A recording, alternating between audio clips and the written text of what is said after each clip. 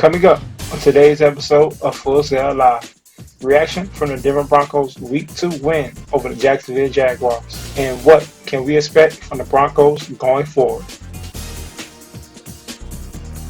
Then, the 2-0 Broncos have a long season ahead. Is this the year the Broncos get back to the postseason? We head to Denver for the latest. Later, protective equipment is changing the sports world as we know it. New technology in football helmets has revolutionized the way manufacturers keep athletes safe from injury. Tap in. Full Sail Live starts now.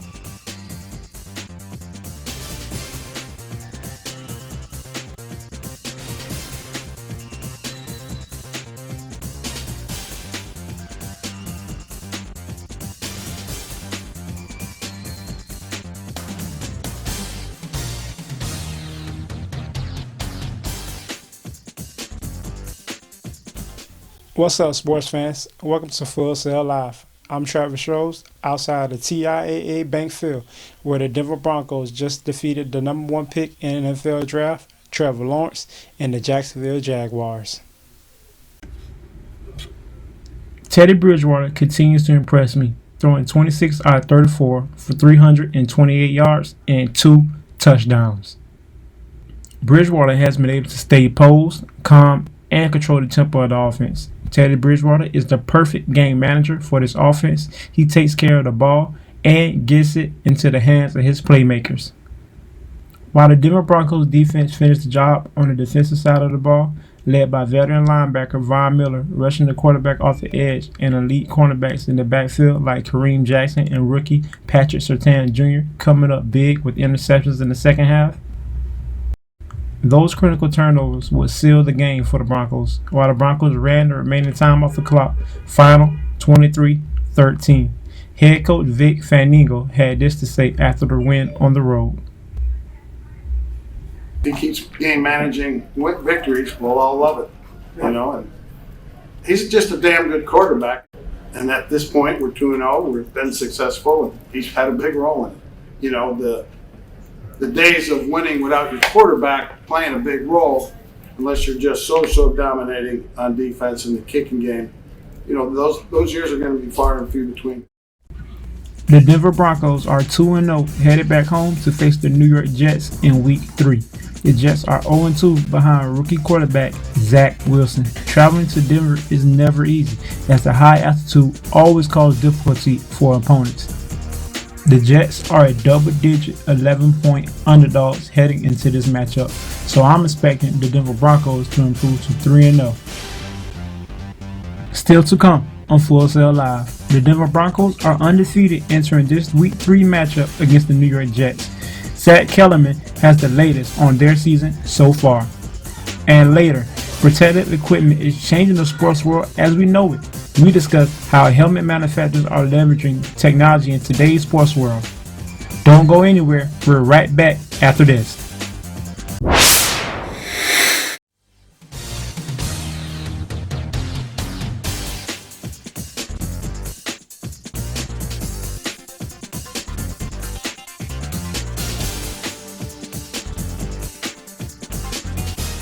Welcome back to Full Sail Live. The Denver Broncos are on the verge of having a great season. From the offense to their defense, this is a totally different team from last year. Broncos quarterback Teddy Bridgewater has the second best QBR rating in the NFL this year. Pulling alongside a strong defense, the Broncos have found a combination that works, with their defense playing at an all-time high level and quarterback Teddy Bridgewater doing more than just managing the game. Earlier, I sat down with award-winning sports writer, reporter, blogger, and podcaster, Zach Kellerman. Hey, Zach. First off, I want to thank you for taking the time out your busy day to join us on the show. Of course, Travis. I'm glad to be here. Teddy Bridgewater has been brilliant so far in the season, with great decision-making skills under pressure, getting the ball to his playmakers, and being a great team leader. His numbers are good, but how has Teddy Bridgewater looked to you? He's personally exceeded every expectation I had for him coming into the season, Travis. I thought he would be a game manager. I thought he would be a boring quarterback, and he's been anything but that. And when you compare his numbers to previous Broncos quarterbacks, they are great. They're eye-popping. He's demonstrated an ability to throw deep down the field. He has plus arm talent. He's utilizing every single weapon in the Broncos offense, spreading the ball around to 8, 9 different receivers per game. He's leading the huddle. He is the centerpiece of the team through 2 weeks. And I don't think anyone in Broncos country would have seen that coming. He has checked every single box and then some through 2 games. Cornerback Patrick Surtain II got his first career interception and his first career start of the season versus the Jacksonville Jaguars. Surtain is expected to play a big role for the Denver Broncos going forward. What are your thoughts on the rookie? He's Patrick Surtain. He's PS2. And, it's funny, when his first preseason appearance, he made a pick 6. His first ever game, his first start in the NFL, he had an interception that was acrobatic and insane. He's been compared to Champ Bailey, the Broncos Ring of Famer, Hall of Famer, legendary player. And I think he's on that trajectory. If he keeps up his current level, if he hits his upside, he's going to be better than his father was. And his father was a damn good player for the Miami Dolphins for many years. I'm a huge fan of PS2. This is a perennial all-pro player for years to come. The Broncos running game has helped open up their passing game. 4 deep at the running back position, and they can all run the ball. But they're different. Which running back do you see dominating the backfield this week against the New York Jets? Funny you bring this up. I just talked about this on my own podcast, Travis. They have a second-round rookie named Javonte Williams, Pookie Williams, as he's come to be known. This is the game I predicted where he goes off. And if you have him in your fantasy team, get him in your starting lineup this week. The Jets' run defense can be beaten on the ground, and Pookie is the future at the running back position. This is a game where he can run over for 100 yards, touchdown, maybe 2 touchdowns. It's a matter of when and not if he takes over as the long-term starter and and pushes Melvin Gordon down the depth chart. But I look in week 3 for Javonte Williams to start taking the reins and making his presence felt in the NFL. Exactly. It's going to be a long season. Well, Zach, I want to thank you for your insight on the Broncos and this week's matchup. We will be sure to look out for the Denver Broncos and keep in touch with you throughout the season. Absolutely. Thank you. Up next, technology in helmets has changed the sports world as we know it. We discuss how current football helmet manufacturers and several new companies are taking steps to reduce the risk of concussions and other injuries.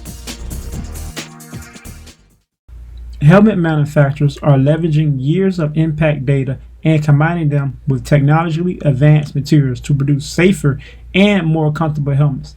The same holds for companies that make pads, gloves, and other gear. One interactive new technology is called Multi-Directional Impact Protection System. This system is appearing in helmets used in many sports. MPIS is brain protective system engineered to add 10% extra safety to the standard construction of helmets in case of certain impacts.